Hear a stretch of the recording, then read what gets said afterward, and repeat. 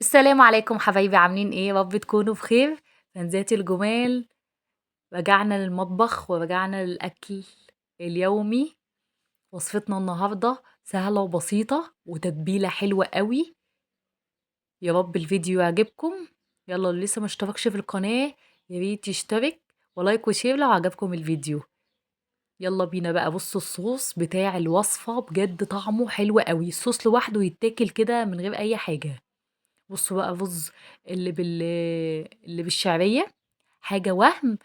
وصفتنا النهاردة صينية بطاطس بالأجنحة، بس بتتبيلة مميزة وحلوة قوي، تاكليها كأن بص يعني مشبعة جدا وحلوة جدا جدا جدا.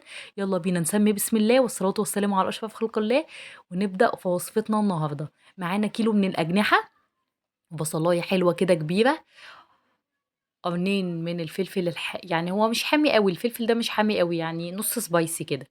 الأجنحة بقى غسلينهم كويس، غسلينها كويس زي ما انتوا شايفين. هنحط بقى، انا عندي كده الخلاط بالكبة بتاعته. هنحط بقى في ناحية البصلاية وفص ثوم وقرنين الفلفل اللي هما نص سبايسي كده، مش حامي قوي.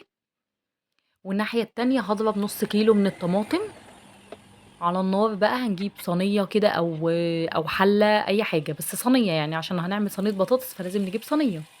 هنزل بقى بالفلفل على البصل المفروم في الكبة نص فرمة، انا مش فرماه قوي يعني، يا دوبك مديله ضربتين كده بس.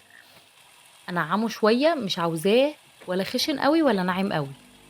هبدا بقى اشوحه، هبدا اشوحه هبدا اشوحه في شويه زيت. معلش بقى احنا لسه خارجين من صيام فمش متظبطين. هبدا اشوحه بقى كده زي ما انتم شايفين. هنزل عليه بقى بورقه ورق لوري، والبهارات بتاعتي فلفل اسود كاري، والكاري مهم قوي قوي في الوصفه دي. كاري، بهارات فراخ، شوية من الكزبرة على الكمون على الشطة أو البابريكا، يعني اللي عايز يعني بابريكا يحط، شطة يحط، المتواجد عندك حطي التوابل دي زي النكهات اللي انت عايزاها. بس الوصفة دي لازم تحط لها كاري، بجد الكاري بيخليها طعمها حلو قوي. هنبدأ بقى ننزل الأجنحة بتاعتنا. طبعا احنا غسلينهم كويس ونقعينهم قبل الفيديو علشان ما اطولش عليكم الفيديو يعني. هشوحهم بقى كويس قوي في التتبيلة علشان وبعد يشربوا بقى ما منها اديتهم تشويحة كويس. هقلبهم كويس قوي. ودي تركة مهمة قوي، تشويح الأجنحة بتشرب من التتبيلة وبتبقى طعمها حلو قوي.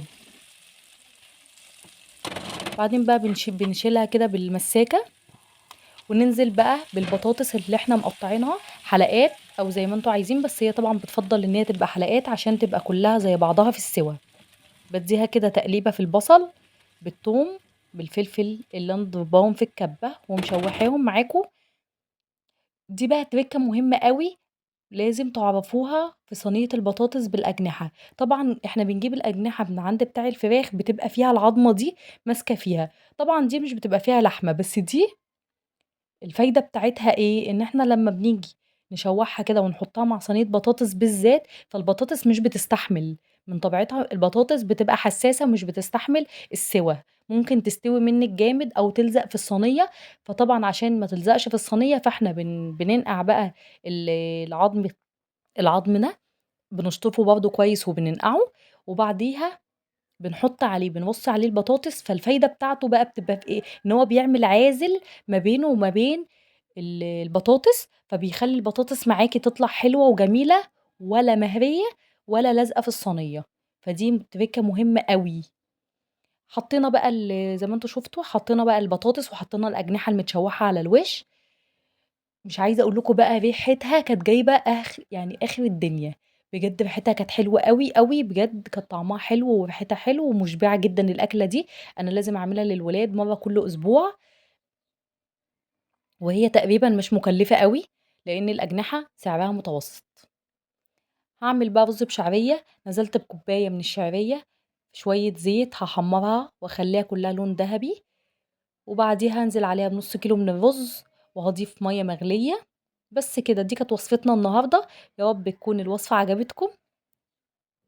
لو لسه ما اشتركتوش في القناة يا ريت تشتركوا، ولايك وشير لو عجبكم الفيديو. بصوا بقى البطاطس مستوية ومش مهرية زي ما أنا قُلت لكم إزاي،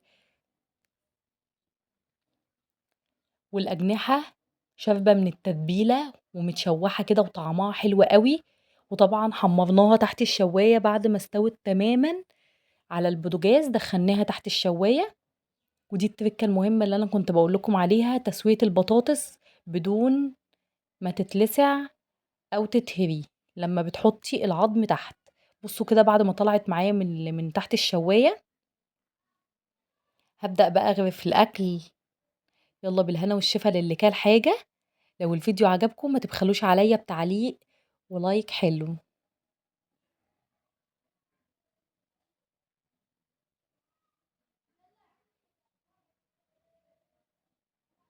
أسيبكم بقى مع الحلاوة والجمال ده، طبعًا هنحط التيست بتاعنا، شوية بقدونس كده على الوش يكسروا اللون. أشوفكم على خير، فيديو جديد من مطبخ ياسمين، استنوني في وصفات تانية كتير، باي.